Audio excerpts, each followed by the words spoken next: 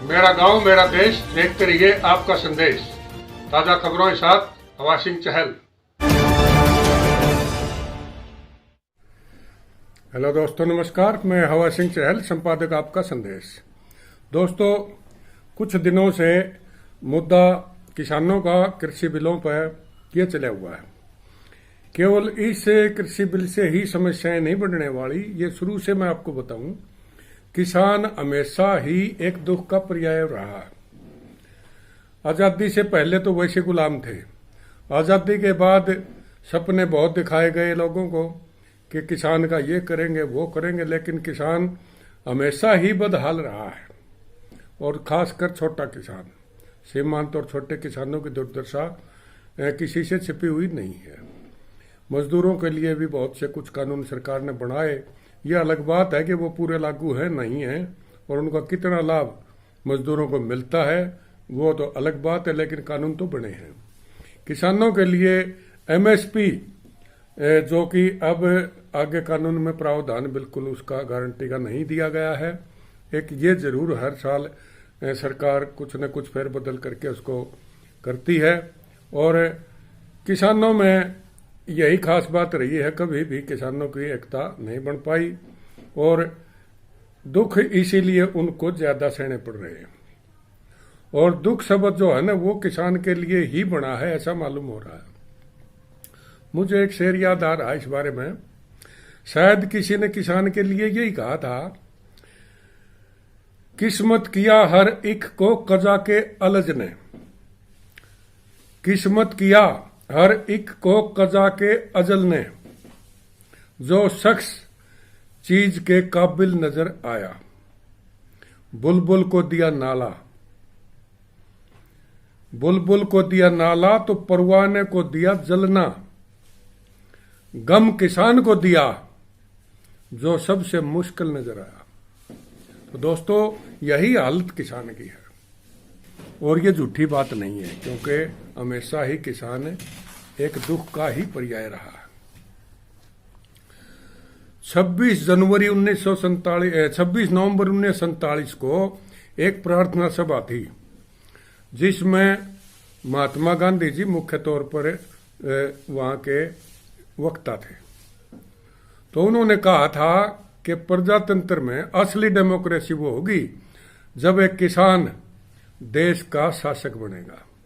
यानी कि देश आजाद होने के बाद अगर कोई ईमानदार और सक्षम प्रधानमंत्री बनता है तो वो किसान होगा, और मैं उस किसान को समर्थन दूंगा। इस किसान को अंग्रेजी नहीं आती होगी तो कोई बात नहीं, पंडित जवाहरलाल नेहरू जैसे पढ़े लिखों को उसका सचिव बना दिया जाएगा। ये बड़े बड़े प्रलोभन दिए और बात भी कही, और साथ में एक कंडीशन और लगा दी कि जो विदेशी राजदूत वगैरह उनसे बात करेंगे वो तो सचिव करेंगे। किसान प्रधानमंत्री की ऊपर एक शर्त लगा दी कि वो क्या है कि भी मांग नहीं करेगा, झोपड़ी में रहेगा, धरती में सोवेगा, और जब भी समय मिलेगा जमीन पर काम करेगा, और फिर सरकारी तस्वीर बदल सकती है। लेकिन ये कितना सही हुआ इस बात का तो पता ही है। 15 अगस्त 1947 को देश आजाद हुआ, वो समय भी आ गया जो महात्मा गांधी कहते थे कि किसान बनेगा।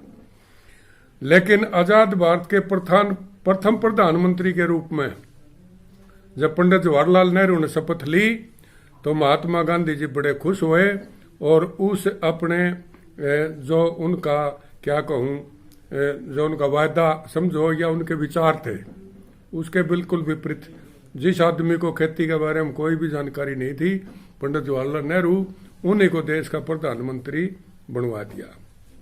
तो वो जुमला ही साबित हुआ किसान का प्रधानमंत्री बनाने का। हालांकि किसान प्रधानमंत्री के काबिल कई थे। उनमें डॉक्टर राजेंद्र प्रसाद थे, किसान के बेटे थे। सरदार वल्लभ भाई पटेल थे, वो भी किसान के बेटे थे, और भी बहुत से थे। लेकिन उन्होंने तो बनाना पंडित जवाहरलाल नेहरू को था, क्योंकि उनकी रुचि उसी में ज्यादा थी। तो वो चाहते तो बन सकते थे। कोई भी उस टाइम महात्मा गांधी की बात को नहीं टाल सकता था। लेकिन बातें कहने की और होती हैं, करने की कुछ और होती है। तो कौन रोक रहा था उस टाइम? बनवा दिया था, नहीं बनवाया। सरदार वल्लभ भाई पटेल गृह मंत्री थे, डॉक्टर राजेंद्र प्रसाद देश के राष्ट्रपति बने। अगर वो नहीं होते तो कुछ ऐसे नेहरू की वजारत में कुछ ऐसे कानून बन जाने थे जो आज तक हमें और ज्यादा तंग करते। ये तो भला हो सरदार पटेल ने जब रियासतों को तोड़ के और गृह मंत्रालय को अपने अधीन लेके और कानून जनता के हित में बनवाए, क्योंकि गृह मंत्री की बहुत बड़ी ताकत होती है और उस टाइम उनके सामने कोई बोलने वाला नहीं था। पंडित जवाहरलाल नेहरू से सरदार पटेल का किसी भी तरह से कद कम नहीं था। और भी बहुत नेता थे, लेकिन ये पॉपुलर थे, पढ़े लिखे थे। और खास बात यह थी कि महात्मा गांधी पंडित जवाहरलाल नेहरू को बनाना चाहते थे। यही बातें थी जो पुराने इतिहास में कहाँ कहाँ मैं खंगाल के बताऊं आपको, सच्चाई यही है। लेकिन उस टाइम पर वो बरगलाते रहे, किसानों को भी किया कुछ नहीं। उनके रहन सहन के बारे में सारी चीजें एक जुमले साबित हुई और किसान वही बदहाली में जीता रहा। इसी प्रकार सरदार वल्लभ भाई पटेल, डॉक्टर राजेंद्र प्रसाद, जो किसानों के बेटे के रूप में ही सही, आजादी से पहले कांग्रेस पार्टी में उच्च कोटि के वो नेता रहे और विख्यात किसान नेताओं के रूप में मौजूद थे। जवाहरलाल नेहरू, मैंने बताया, किसी भी तरह से वो उसके मुकाबले में सरदार पटेल से बोलने थे, आगे नहीं थे। लेकिन उनका दबदबा, पार्टी के प्रति वफादारी, कुर्बानी वो पटेल की ज्यादा थी। हालांकि नेहरू जी ने भी आजादी की लड़ाई में कम योगदान नहीं दिया, लेकिन जब प्रधानमंत्री बनने की बारी आई और जो महात्मा गांधी जी कहते थे वह किसान का बेटा प्रधानमंत्री होना चाहिए, उस बात पर वो खरे नहीं उतरे और वह नेहरू को कुर्सी संभलवा दी।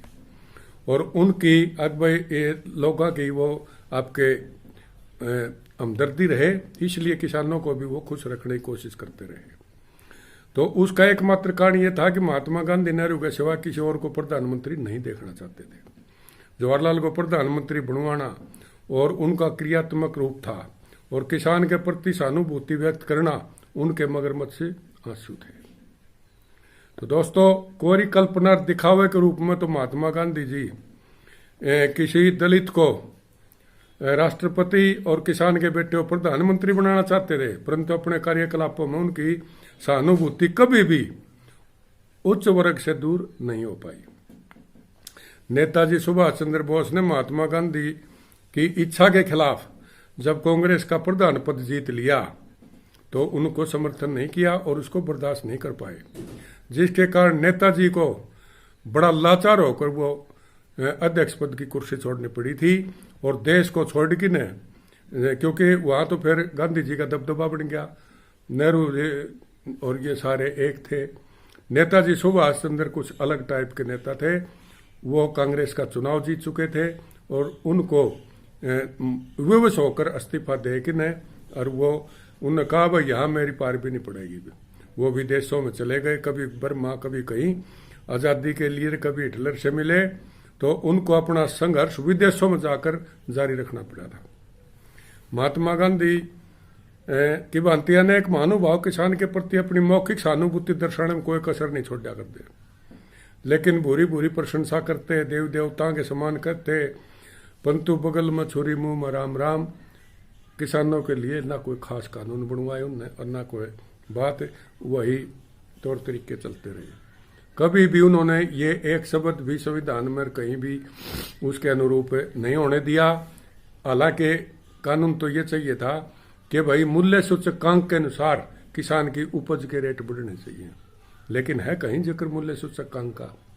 मूल्य सूचकांक आज कितने गुना बढ़ गया, किसान का कितने गुना बढ़ा। आज कर्मचारियों की तनख्वाह देश की आज़ादी के बाद 500 गुना तक बढ़ गई, सारी चीजें बढ़ गई। पूंजीपतियों का तो कहना है कि कितने हजार गुना उनकी बढ़ी है, लेकिन जो मूल्य सूचकांक है उससे तो अंदाजा लगा लो। जहां 500% उनकी बढ़ गई, किसान की 30 और 35% से ऊपर नहीं जा पाई है।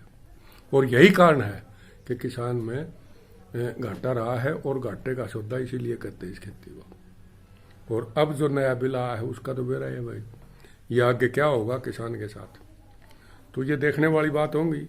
तो मैं तो यही कहूँगा कि किसान हमेशा लाचार रहा है और आगे भी उसके सुधरने की कोई आवश्यकता मुझे नजर नहीं आती, क्योंकि सरकार आवश्यकता समझ नहीं रही, किसान खुद संभल नहीं पा रहा है, आपस में उसका तालमेल डूबा हुआ है, आपस में कहीं जातिवाद आ जाता है। आज देखो खेती करने वाला होना तो किसान चाहिए, लेकिन कोई अहीर है, कोई जाट है, कोई गुज्जर है, कोई राजपूत है, कोई कुछ है, तो सारी किसानी है वो सारी जातियों में बट चुकी है। और कुछ राजनीति में घुस के उनको ऐसा बरगला लेते हैं कि वो मन माफिक उनको यूज करके यूज एंड थरो, एक बार वोट लिए भागो फिर यहाँ से। तो ये चीजें हैं। हाँ, अभी कुछ किसान जागरूक होने लगे हैं, लेकिन वो इतने नहीं हैं कि अपने दबदबे के कारण सरकार को हिला सकें, क्योंकि ये बटे हुए हैं। जिस दिन ये एक हो जाएंगे किसान मजदूर, उसी दिन मजबूर हो जाएंगे। ये मूल्य सूचकांक के हिसाब से, महंगाई के हिसाब से जो बढ़ेगा वही भाव इनको मिलना शुरू हो जाएगा। किसान को सब्सिडी दी जाती है, उसका एहसान माना जाता है। हालांकि किसान जितना हर चीज पर टैक्स देता है किसान, लेकिन उसको कहीं भी कोई अलाउंस नहीं है, और ना कोई अलाउंस उसके मूल्य सूचकांक के साथ जोड़ रखे हैं। तो यही कारण है कि खेती घाटे का सौदा बन चुकी है। और कुछ दिन में मुझे लगता है जब तंग हो जाएंगे लोग तो जमीन से छुटकारा पाने की कोशिश करेंगे। लेकिन उसमें क्या है, एक पीढ़ी तो ऐश कर जाएगी, दूसरी पीढ़ी, आने वाली नस्लें क्या होंगी, वो तो मुझार है कि वो उनके बनेंगे, आगे क्या पता क्या होगा। लेकिन वो सिर्फ मजदूरी करेंगे और उनके गुलाम बनकर रह जाएंगे बड़ी कंपनियों में। तो आज इतना ही, आगे मैं आपको फिर बताऊंगा। बड़ौदा विधानसभा का उपचुनाव अभी घोषित हो चुका है, उसके बारे में बड़ौदा हल्के की मैं एक एक गांव की रिपोर्ट आपको कोशिश करूंगा। तो आगे जल्दी ही हम बड़ौदा हल्के का दौरा करेंगे, और वहां से जो खास बात निकल के आएगी मैं वो आपको जरूर शेयर करूंगा। अगर आपने आपका संदेश चैनल को सब्सक्राइब नहीं किया है तो इस चैनल को सब्सक्राइब कर लो, और भाई आपको अच्छा लगता है इसको लाइक कर दो, और आगे जरूर शेयर किया करो दोस्तों, क्योंकि ज्यादा देखोगे तो ये चैनल आपका कामयाब हो जाएगा। और मैं वो चीजें आपको बताऊंगा जो कोई चैनल और नहीं बताता होगा।